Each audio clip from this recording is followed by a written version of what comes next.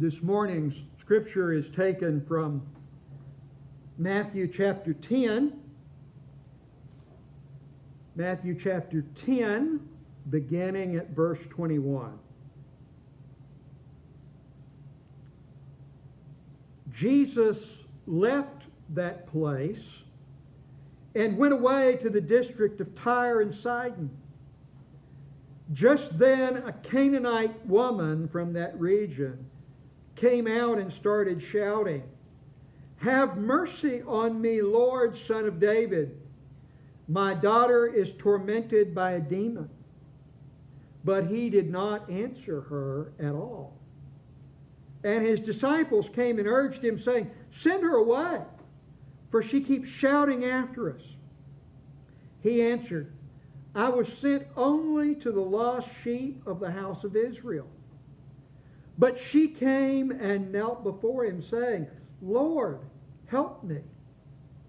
He answered, "It is not fair to take the children's food and throw it to the dogs." She said, "Yes, Lord, yet even the dogs eat the crumbs that fall from their master's table."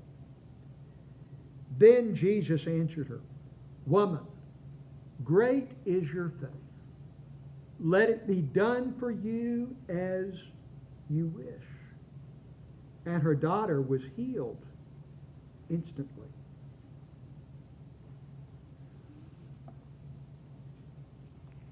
Over the years I've thought about, I haven't ever followed through, but I've thought about doing a study.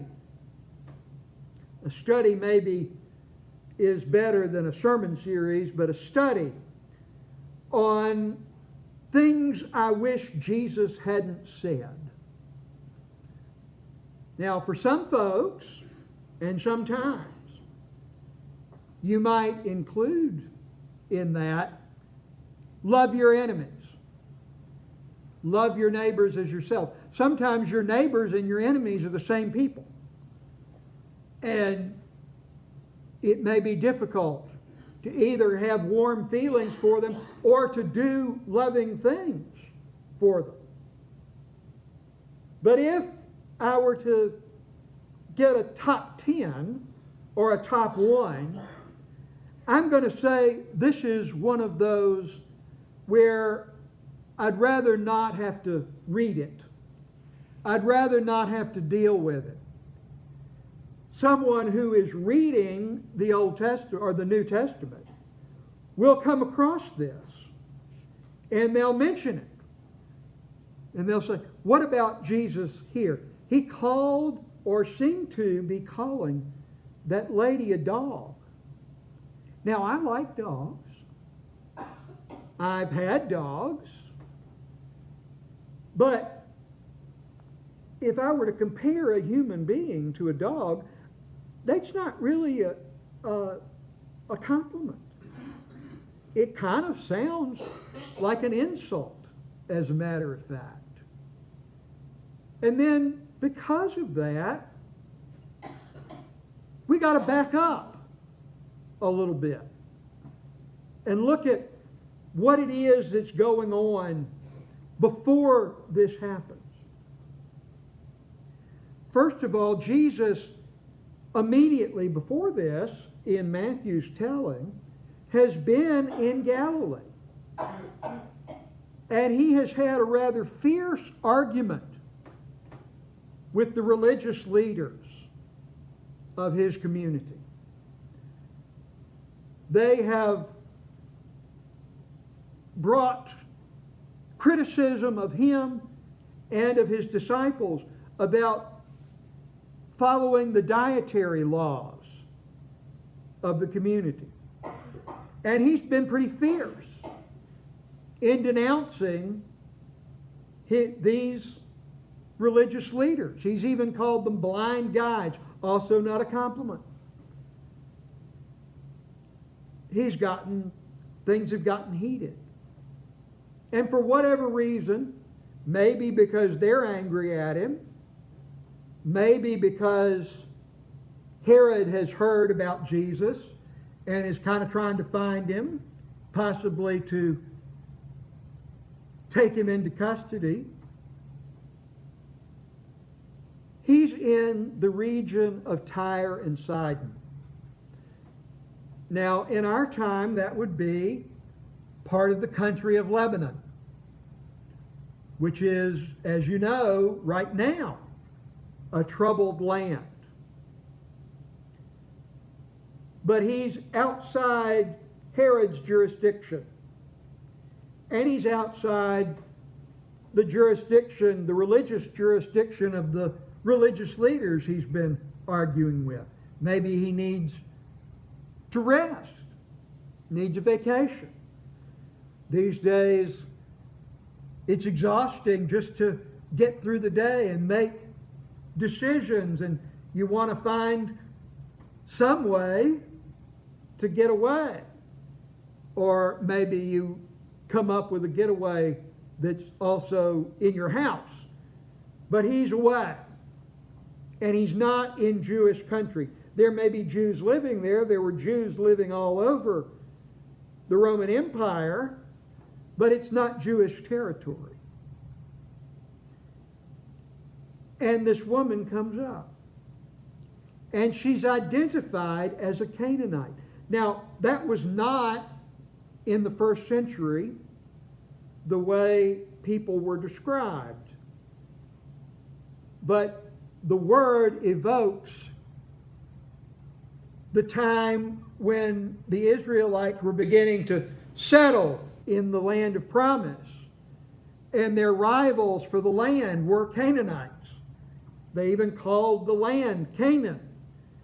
And there was a long series of conflicts that were military and religious. The laws of Israel are laws that are sometimes in contrast with the Canaanite religious laws. So she is identified as a Canaanite. That is for sure means she's other. And she's other in the land of Tyre and Sidon. Now in Galilee, many, maybe most of the residents were tenant farmers. They owed the first part of their harvest to their landlords. And their landlords often were not residents of the same community. Many of them were residents of Tyre and Sidon. It would be like if you owed money to a New York bank, you might not be terribly kindly inclined toward the banker. And it is as if Jesus has gone to New York. And this woman is not a landowner, we don't think, or a landlord, but she's doing other things that are outside the scope of expected behavior. For one thing, she's a woman, and she's shouting in public. No matter where you were, a woman shouting in public is not done. It was a violation of the laws of propriety. She's shouting in public. And she's shouting in public at an outsider. She knows the language to address it. Jesus, son of David. But she's not part of the lineage of David. She's not part of those who were ruled by the Davidic dynasty. But she calls on him, Jesus, Lord, son of David. She's imposing. She's supposing she has a claim on Jesus and using the language of claim on Jesus, though she's not part of his community. And she's telling them, she's telling everyone, her daughter is unclean. But she is a woman who is desperate. She has a sick child. If you've ever had a sick child, you may know something about the desperation that comes with having a sick child. You'll do anything. You'll cross any barrier. You'll shout in public. When Luke was first diagnosed with an autism spectrum disorder, I became a part of a email community of other parents who had autism spectrum disorder. And some of them were so desperate for a treatment or a cure that they put their faith in treatments that had some anecdotes saying they'd helped certain people. But the doctors who were prescribing these treatments hadn't submitted their treatment plans, their treatment protocols to peer-reviewed research. We didn't know if those treatments were safe or effective. And some of the treatments, more about them, seemed to me to almost certainly be unsafe. I was reluctant. But they were desperate. And we'll do that. When we have a disease where there aren't any established, safe, and effective treatments, we'll try anything. She will try even crossing all of the barriers that are required to get something from Jesus. And the disciples take a familiar response. Just a little earlier, when there was a large crowd of Jewish people that had followed Jesus out into the wilderness, and he'd spent the day with them. And they were getting hungry, and the hour was getting late.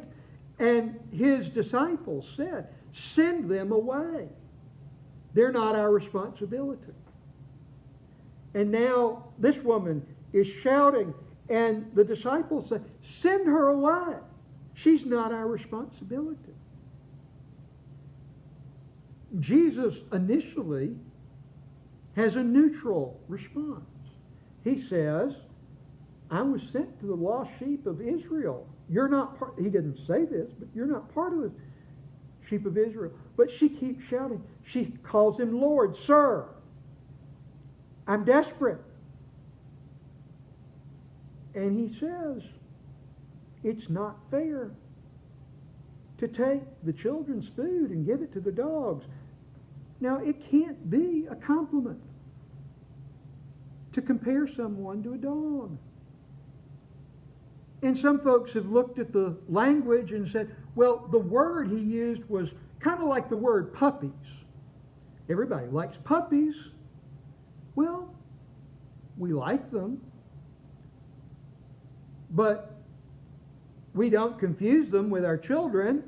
At least I don't.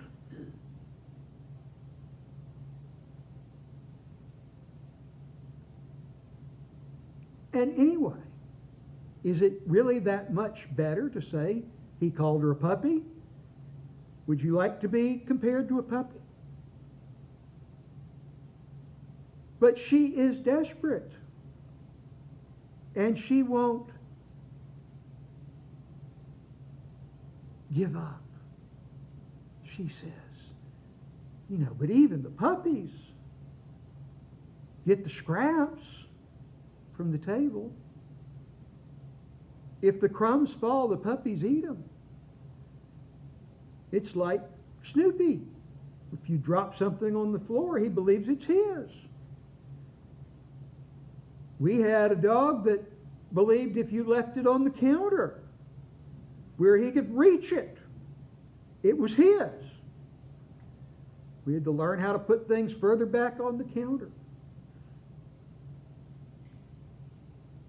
She doesn't mind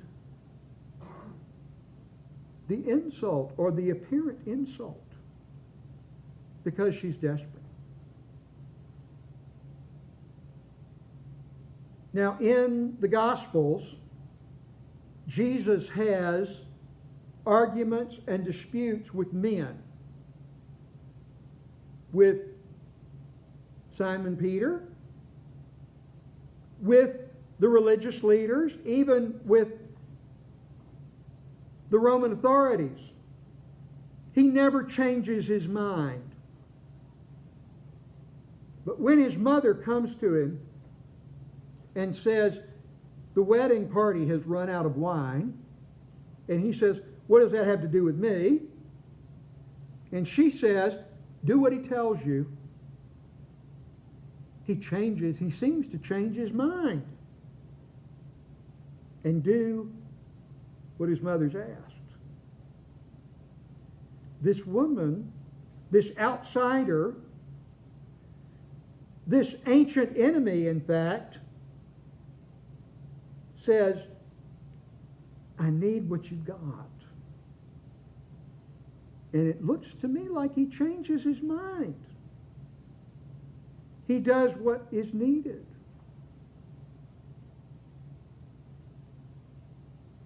For sure, his ministry was to the lost sheep of Israel.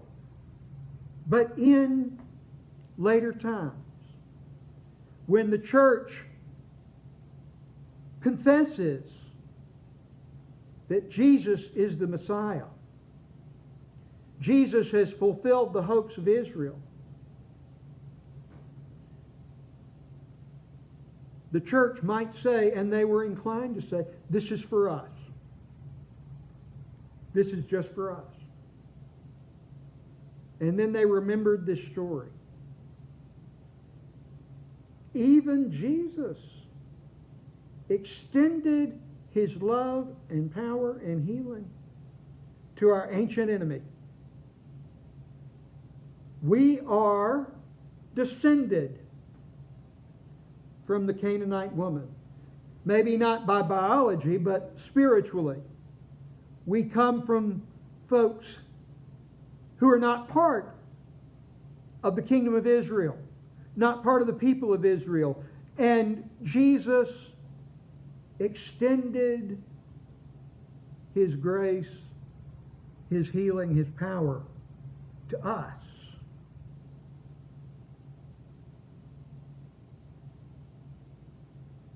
And there are those desperate for what Jesus has to offer. And who are we to say no?